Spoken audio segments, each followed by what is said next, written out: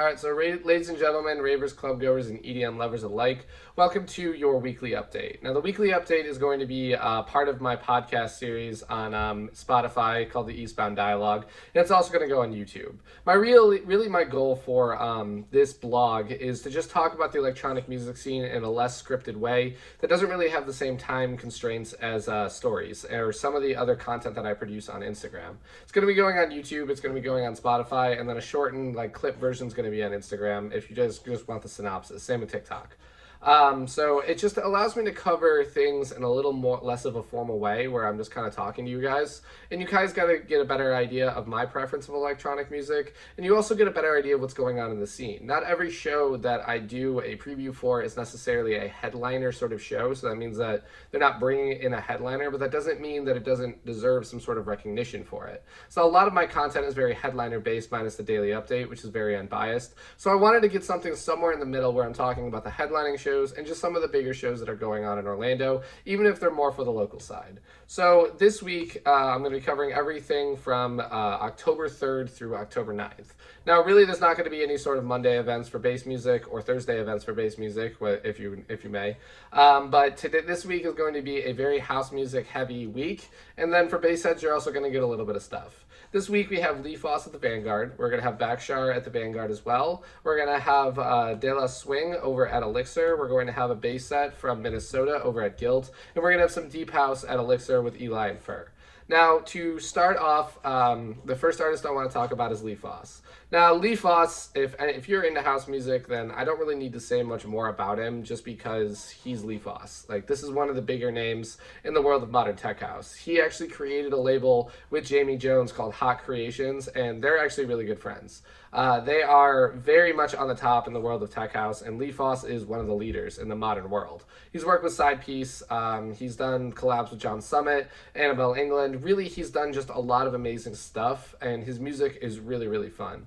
I guess the most listened to track, and the undisputably most popular one that he's had out lately is going to be his remix of the Black Eyed Peas, My Humps. Now, this track is just fun. I'm sure you've heard it out. It's in a lot of different tech house sets, and it was actually topping the Beatport chart. It's funny, actually, being in Orlando, I remember seeing that A-Craze's Do It To It was number 2 to Eli Fur's My Humps, which, is just pretty funny, just because, you're following the Orlando scene, you're rooting for it. But Eli Fur had this banger track that came out at almost the same time, and it was a big competition for it.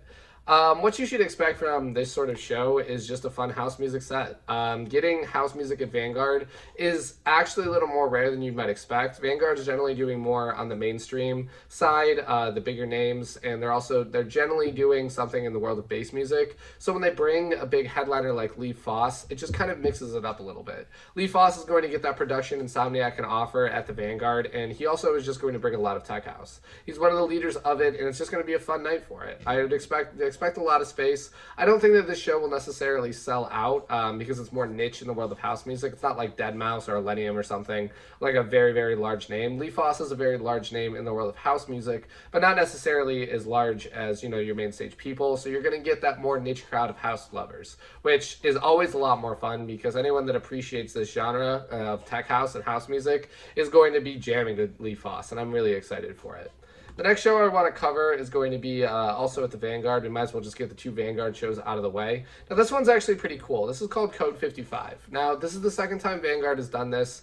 And really what this does is try to highlight the more Latin and South American influence within electronic music. So it's generally based around Brazil, and they bring a lot of cool people into it. The headliner is going to be Bhaksar, which I'm going to talk about, and then support is going to be Quarantino, Deca, Nachidad, and Odio, which are all people that have some sort of South American descent from them, and they bring that more Brazilian style to it. Bhaksar is a really good headliner for this kind of show. If you guys don't know, he's actually the twin brother of Alok. He does a lot of stuff with his twin brother many times, and he also has a really amazing solo career. Bhaksar is generally known for doing that modern style Brazilian bass. So, when you're listening to like Tiesto's The Business is a really mainstream example of it, but it's that really bumping bass line that keeps going off. It's really cool when they've been doing these Brazilian nights. I remember seeing Alok a while ago. I remember also seeing Cat Dogs and a few other people at Vanguard, and I'm kind of just blown away by the crowd. It's a different kind of crowd that comes out for it because it's the Brazilian people or the Brazilians that like to go out to this, but their energy is almost second to none. I was blown away by every time I go over there because really the Brazilian electronic music scene has exploded, and it's awesome that Vanguard's bringing recognition to it. Bhaksar is definitely 100% a headliner. This is not going to be like a local Brazilian show, and it's going to be awesome to see him at the Vanguard, especially if you love that style, and I'm really, really here for it. I've really personally taken to it just because it's a very modern style, modern electronic music for shuffling. But overall, if you want to show your South American pride and your Brazilian pride, Code 55 at the Vanguard is going to be a cool one. Now, at Guilt, if you're a bass head, you are in luck. You're not going to be left out this week. You're going to get a great show over at Guilt. It's one that a lot of people love, and that's going to be Minnesota. Now, Minnesota is a deep wub sort of dubstep artist. He's signed under Wakan, Liquid Strangers label, so it's not surprising that he's doing more of a deep wub sound. But I like it because it's a little bit different from your average thing. It's not going to be your more minimalistic stuff that you're getting from people like the Whittler, and it has a little more astral feel to it. So not necessarily as trippy or something like that you might get out of LS Dream.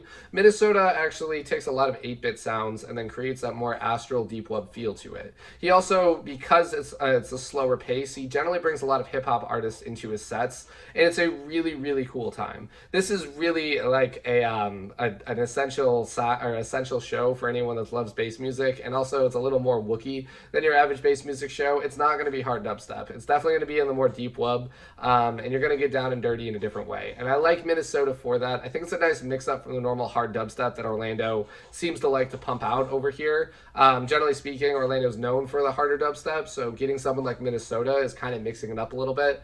And at Guilt, it's just going to be a cool one. I mean, I've seen countless numbers of bass music shows at Guilt. I have seen an unbelievable amount of bass music shows, and Minnesota is going to knock it out of the park, as many other bass music DJs have. It's much more on the wubby side, and if you like that more deeper sound, if you're looking for like metal step or something like that, this is probably not going to be the show for you. Just because this is not really a show for like hard headbanging. Like, you probably will be headbanging, but you're going to be wobbling more. It's more of that funky astral feel to it. And Minnesota does a really cool job with it. He's been in the game for a while, and I'm excited to see what he brings. Then at Elixir, we're going to get De La Swing. Now, this show is much more niche when it comes to electronic. Elixir is generally known for doing more niche house shows. And so getting someone like De La Swing isn't really surprising. It's generally for people that really, really like house music. And if you do, you'll probably really appreciate what's going to be coming out of the set this Saturday. De La Swing is one of the front people for Elro. If you don't know what Elro is, I mean, anyone that's going to the show probably does. Elro is one of the leaders and one of the leading labels for house music. They also own a bunch of clubs, and they do these really, really cool events. And De La Swing is one of the Spanish DJs that does it. You got to go really deep into house music if you like this kind of style, because De La Swing is much more on the minimal house music side. So it does kind of have the energy at times, that a little more faster pace than you would get from tech house. But for the most part, you should expect from De La Swing a more minimal house music set, which I'm pretty here for. I like minimal house because it's a little more funky, it's smoother, it's not as active, it is a little more niche. Elixir generally brings a lot of house music lovers.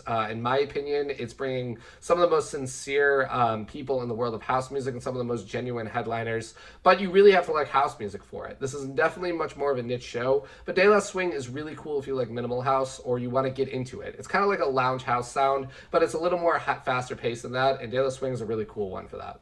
Lastly, on Sunday, we have one main event that's going to be going on. This is going to be the London duo of Eli and Fur. Now, Eli and Fur, out of London, they are much more on the deeper side of house music. They have, understandably, because they're out of London and they're doing deep house, they have tracks signed under Anjuna Deep, which is Above and Beyond's deep house label, and they have a really unique sound to them with that. I like seeing deep house at Elixir because it's kind of just a mix-up from our normal stuff, and a lot of the times, for some reason, on Sundays, I've been seeing a lot more of these deep house sounds. I know the Anjuna Florida fam is really excited about this one. They've been bugging me about getting flyers to promote it, and you're going to get a lot more of a trance-inspired deep house set. So Really, Eli and Fur, even though they're deep house, I wouldn't think of them kind of like a camel fat deep house. Think of them more like a Spencer Brown deep house, where they're a little more inspired by the ambient and more uplifting sounds of trance, or those deep introspective feelings to it. Eli and Fur is going to be a really cool way to close out the weekend, especially if you've kind of burnt out from this crazy week of house music. And I think that they're going to cap it off like really, really well, and I think it's a perfect touch to it. So that's just that is going to be the preview of the headlining shows. We have 2 at Vanguard, we have 1 at Guilt, and we have 2 at Elixir. It's going to be a cool week. If you're a house music lover, you already know all of these shows are going to be amazing. And I'm pretty excited to see what each one of them are going to bring. They're all unique. I generally try to go out for a little bit of each one. I'm only one man, so I can only go out to so many shows. So we'll see which ones I can actually make my way out to. Lee Foss, for sure, is going to be one that I want to see, just because he's a dominant house. I probably will make an appearance at Code 55, but to be honest, personally, for my personal preference, I really like bass music. I just came back from Lost Lands, so really, I'm probably going to be checking out Minnesota, just because I like that wubbier sound. And there's house music all weekend, so I personally like to mix it up a little bit. And then Eli and Fur on Sunday is going to kind of be a no-brainer. It's the only headliner, and it's going to be a really cool one. And as someone that kind of came and listened to a lot of trance music way before I ever did Eastern Electronic, I also got a huge deep appreciation for the artistic feel of deep house, where it's not really just like one style. Deep house is very, very broad. In fact, Kygo, before Tropical House was considered deep house, it was considered, or before his music was considered tropical house, it was considered deep house. So Eli and Fur is going to be a cool way to end off the weekend, at least for me. And those are just going to be kind of my personal preferences. But let me know which your guys' shows you guys want to see in the comments. And if you're on Spotify, thanks for listening. If you guys want to keep up with everything going on in the scene, I do plenty of content on my Instagram. I'm also going to be starting to do TikToks. I'm going to be chopping this up, putting it on Instagram and TikTok, just so you can kind of get a shortened version of it. I know this is almost 12, 13 minutes long, so it can be a little bit difficult. But yeah, follow me on Instagram if you want to keep up with everything. Keep following the Spotify. These aren't the only podcasts I'm going to make. I want to do some a little more in the industry and inside the industry, so I'm very excited to be doing that. And there's a bunch of other stuff that I am going to start premiering. So thank you for watching this, or thank you for listening this. And this has been your weekly update for Orlando for October 3rd through October 9th.